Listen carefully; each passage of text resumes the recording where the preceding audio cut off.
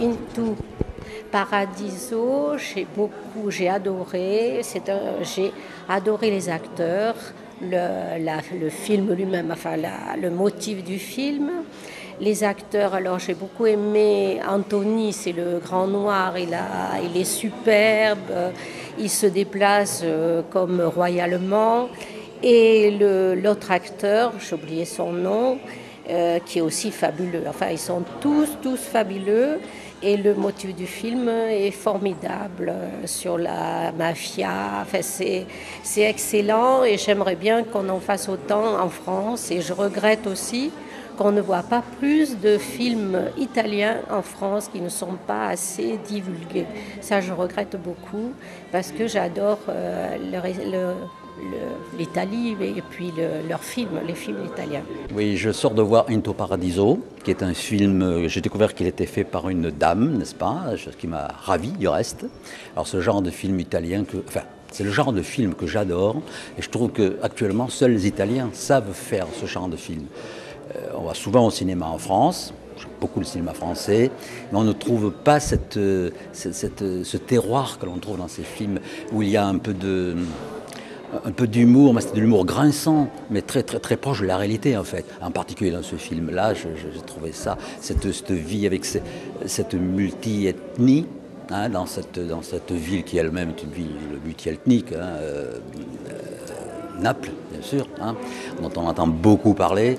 Et en fait, on entend parler généralement mal, à part sa magnifique baie, mais il est présenté de façon telle que ce mal devient presque un bien, parce que tout d'un coup, on s'aperçoit qu'on s'y sent bien là-dedans. On se sent bien malgré le côté très pauvre des choses qui nous sont montrées. Hein. Il y a une espèce enfin, les gens se serrent les coudes, peut-être parce qu'ils sont étrangers à l'Italie, je ne sais pas, hein, les gens se serrent les coudes, et bon, j'ai beaucoup aimé ça, d'autant plus qu'on voit cette opposition avec ce côté mafieux, qui est quand même montré, qu'on le veuille bien, mais il est montré sous un jour ridicule, parfaitement ridicule, et peut-être faudrait-il cesser de montrer la mafia comme quelque chose d'extraordinaire, d'inéluctable, pour montrer qu'en fait ce sont très souvent des ozos, certes dangereux, mais fréquemment des ozos, et peut-être il faudrait les mettre de nombreux bémols à leur action pour peut-être essayer de lutter contre ces gens-là, parce que finalement on finit par les magnifier un petit peu, ou par je sais pas, enfin, est-ce que ça en vaut vraiment la peine? Je ne sais pas. Dans ce film, on a les deux points de vue, le pauvre diable, le mafieux. En fait, c'est le pauvre diable qui gagne finalement. Un film remarquable, je me suis éclaté, c'était vraiment plein d'imagination. On aurait dit une bande dessinée qui passait avec un décalage incroyable entre les Italiens et les Indiens. Vraiment quelque chose de remarquable. J'ai pas arrêté de rire du début à la fin. Voilà. Donc vraiment merci à ce festival italien. J'ai beaucoup aimé, j'ai beaucoup ri, mais il y a aussi des petites séquences qui sont un peu émouvantes parce que le personnage principal, enfin l'italien du moins, c'est un homme qui rêve beaucoup, qui rêve sa vie plutôt qu'il ne la vit, donc il y a des petits passages qui sont à la fois drôles et émouvants. Et sinon, tout ce qui concerne la mafia, bon, il y a quand même un soubassement intéressant, quoi. Et on sent bien la critique, mais le film lui-même est très drôle. Into Paradiso à l'espace Magnan, c'était génial, un film très sympa que je ne m'attendais pas. Et un film que peut-être en Italie, on ne verra jamais, parce que souvent on voit l'espace Magnan des films qui après ne passent pas en Italie parce qu'ils ne viennent pas distribuer. C'était vraiment sympa. Il donne un peu l'esprit de Naples, les gens de Naples qui sont comme ça.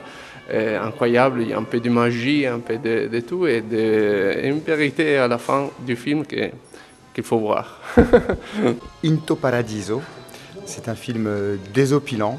J'ai passé un excellent moment, et c'est vraiment dans l'esprit de la comédie italienne, comme elle se faisait dans les années 70, avec une vraie critique un peu aussi sociale.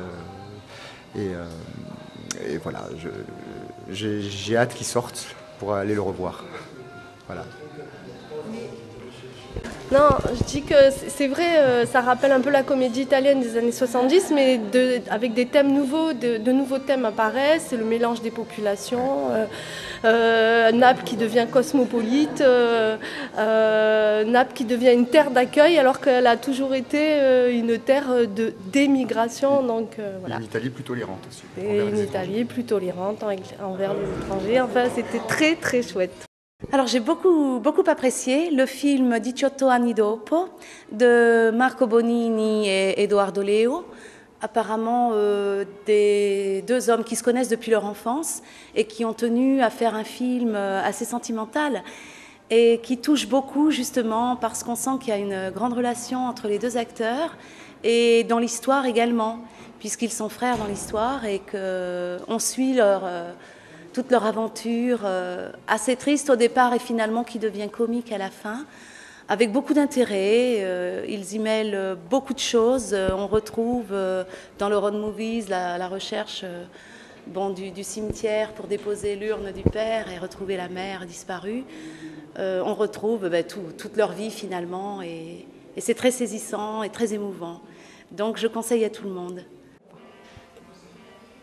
Oui, donc le film 18 anni dopo que j'ai vu, il est merveilleux, vraiment un très bon moment et on le vit, il bégaye et tout naturellement, c'est incroyable, ça semble vrai, tout semble vrai.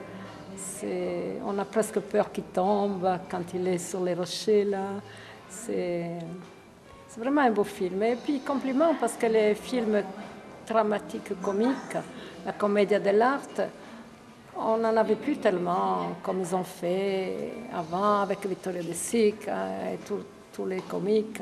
Et maintenant, ça nous manque un peu. Bon, il y a Roberto Benigni qui a fait La Vita è bella, mais après je n'en ai plus vu. Donc je l'ai félicité parce que vraiment, il le mérite, il est jeune, il a fait l'artiste, le cinéaste, le metteur en scène. Il a tout fait, c'est vraiment un grand compliment que je lui fais et j'aimerais bien en revoir très bientôt. Pour Palazzo dell'Achille, voilà la première émotion à chaud parce que voilà, là c'est à chaud, c'est que il a réussi à nous faire vivre l'enfermement que vivent ces gens-là. En tout cas, c'est quelque chose qu'on ressent fort, quoi. Au point que quand ils sortent, effectivement, on respire avec eux, quoi.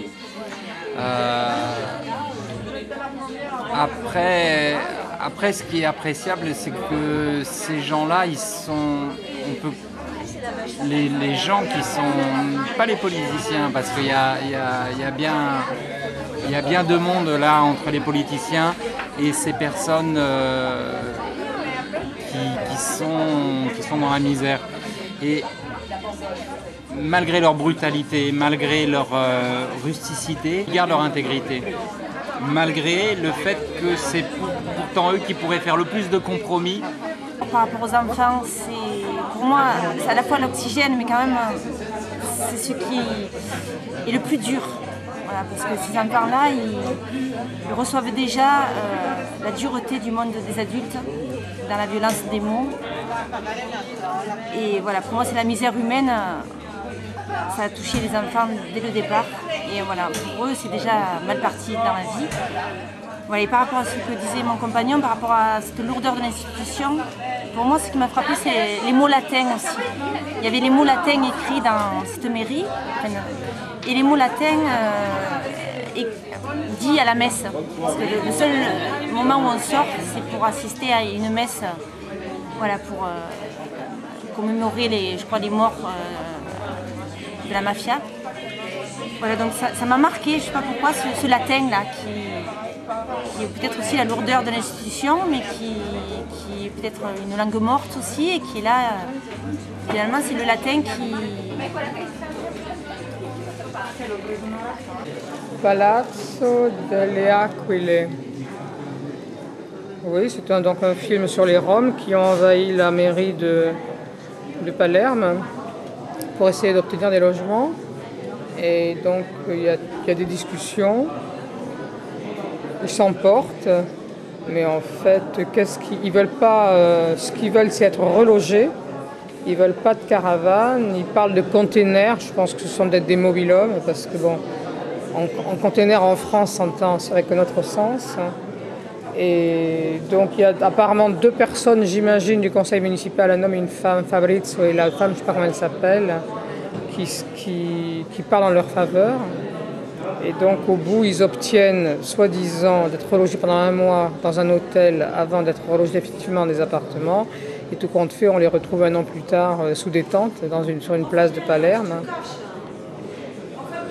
Alors c'est le problème des Roms, mais aussi le problème des extras communautaires, quoique là, il s'agissait bien d'Italiens, et pas de peuples qui cherchaient refuge en Italie. Mais comment s'en sortir? Si on accorde à 18 familles, en fait il y en a 200. Si on accorde à 200, c'est un monde dans un autre monde. Voilà, c'est tout ce que je peux en dire. En fait, ils ont été bernés, mais le problème reste entier. Bon, personnellement, ça ne m'a pas emballée parce que surtout, j'ai trouvé intéressant le fait que ce soit pris en direct, que ce soit une histoire vraie. L'aspect documentaire était absolument passionnant. Mais moi, il y a des choses qui m'ont échappé, puisque visiblement, il est question de... Enfin, il y a différentes personnes dans cette histoire, différents groupes de personnes dans cette histoire. Et personnellement, j'aurais bien aimé avoir un vrai background qui soit donné par les réalisateurs du film pour savoir exactement quels étaient les enjeux, quels étaient les souhaits des uns, les souhaits des autres, en quoi c'était contradictoire, en quoi c'était commun, parce que là finalement pour moi c'était pas clair du tout, je savais pas du tout qui était qui et j'ai trouvé ça assez confus. Après j'ai trouvé la fin extrêmement rapide parce que bon, on se doute bien que bien sûr c'est un leurre et puis qu'ils auront jamais leur baraque ces gens, mais quand on voit aussi évidemment qu'1 an après ça s'avère, il y a toujours une manifestation avec des tentes, etc. Mais on n'en sait vraiment pas plus, quoi. Et ça m'a beaucoup frustrée aussi. Donc voilà, j'aurais aimé qu'il y ait plus d'intervention, à la limite des réalisateurs, et plus d'explications. Al di sopra di ogni sospetto, voilà. Ça, c'était un film qui m'a beaucoup frappé. Je ne l'avais pas vu en Italie, donc j'ai eu vraiment la chance de le rattraper. Et c'est un film que je pense que beaucoup devraient voir parce qu'il est toujours actuel, même si c'est fait référence à la situation politique des années 70 en Italie. Il est très actuel parce qu'il parle du pouvoir, des privilèges, du prestige, pas seulement de la mafia.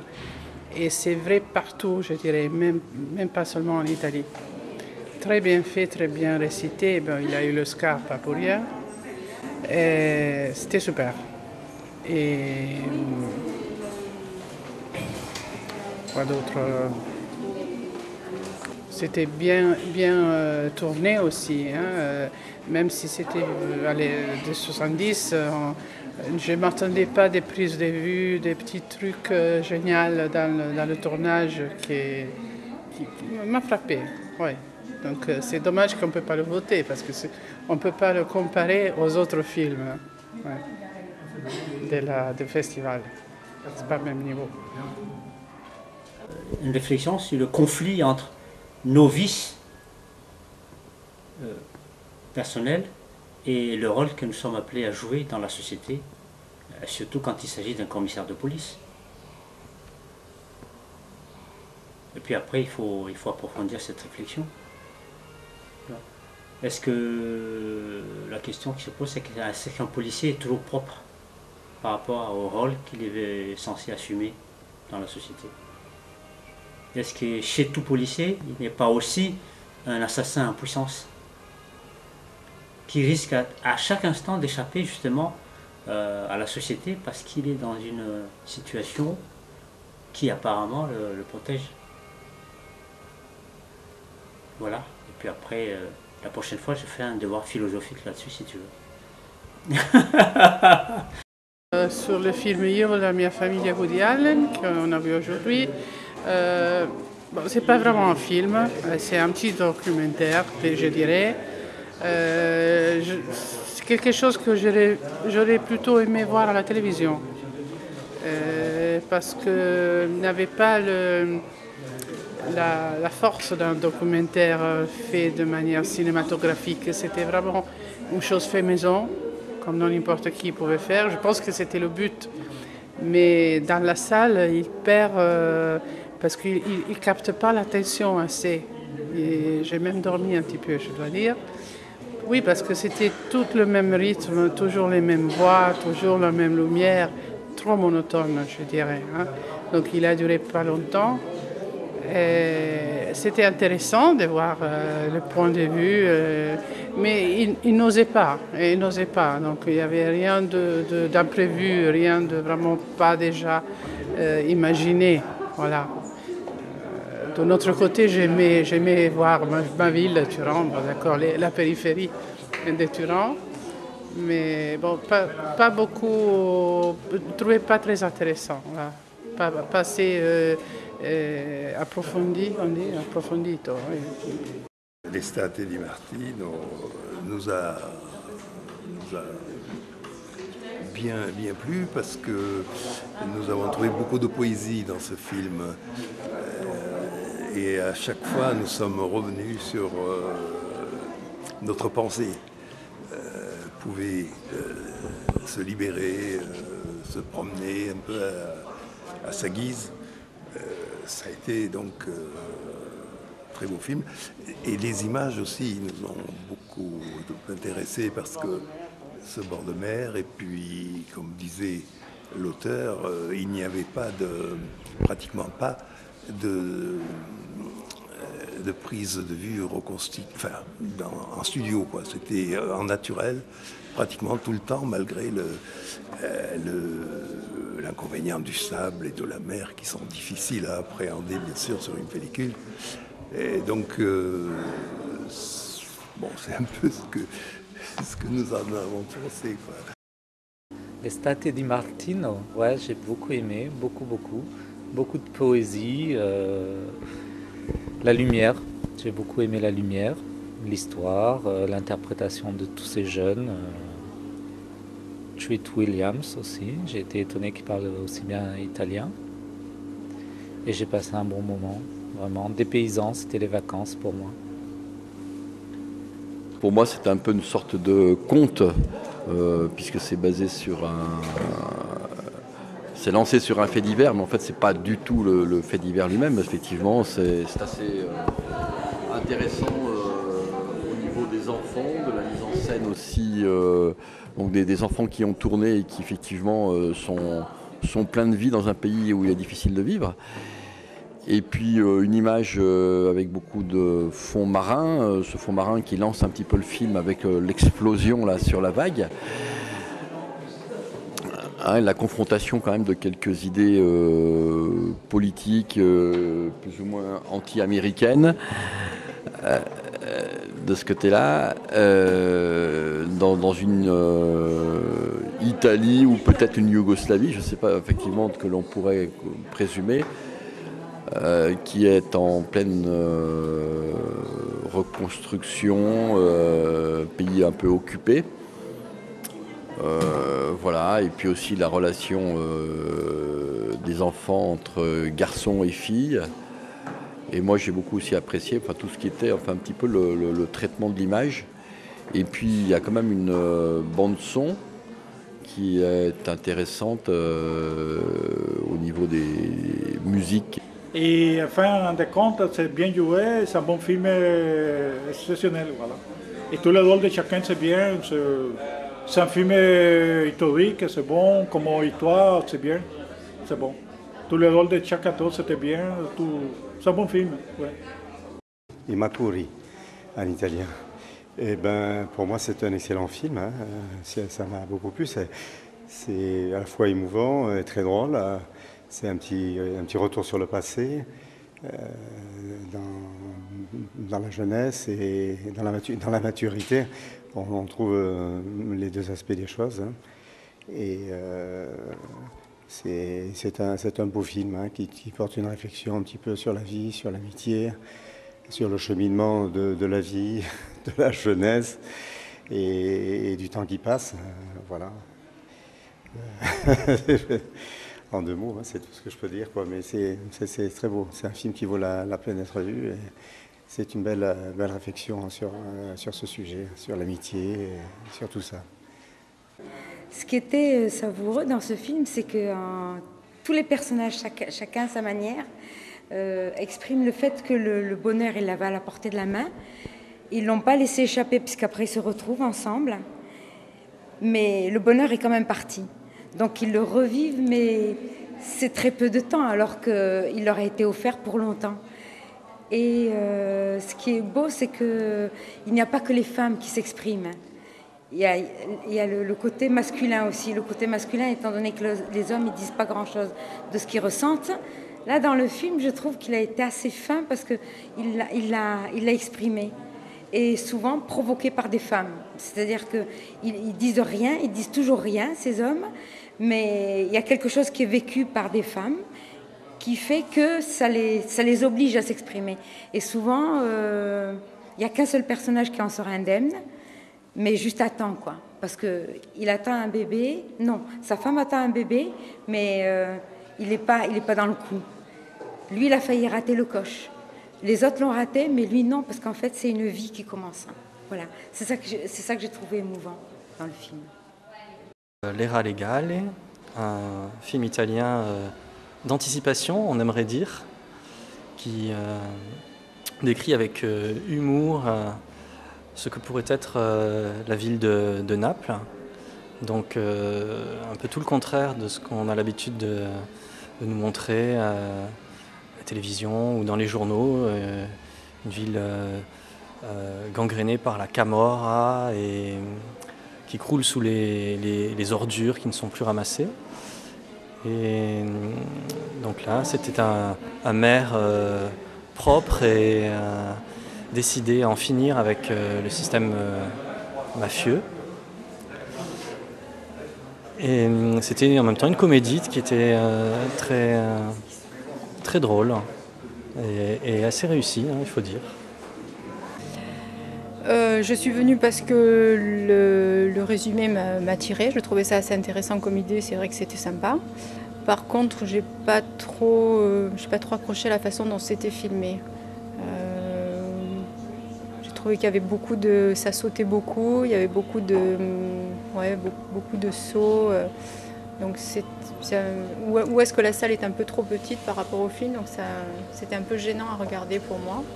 Mais sinon, après l'idée, je trouve que ça fait bien italien, quoi. C'est une idée bien italienne de vouloir rendre légale la vente de la drogue. Un vrai faux documentaire en fait, qui traite bien des problèmes que présente en fait Naples, avec la camorra, la mafia qui est prédominante en fait dans cette ville, mais traité sous un ton humoristique. Et ça pose donc le problème de faut-il légaliser ou pas les drogues. Et c'est un problème qu'on retrouve aussi chez nos politiques actuellement, puisque avec la tuerie qu'il y a eu, ils veulent légaliser aussi les drogues. Et c'est une question qui a été soulevée. Donc vrai faux documentaire, mais c'est quand même une question qui est d'actualité pour faire un pied de nez en fait aux mafias et pourquoi pas, comme l'alcool, au début c'était très très prohibé et du coup en la légalisant on voit qu'il n'y a pas plus de soucis que ça, donc je sais pas, c'est une question, c'est à méditer, donc c'est un film qui donne à réfléchir aussi et c'est ce qui m'a plu.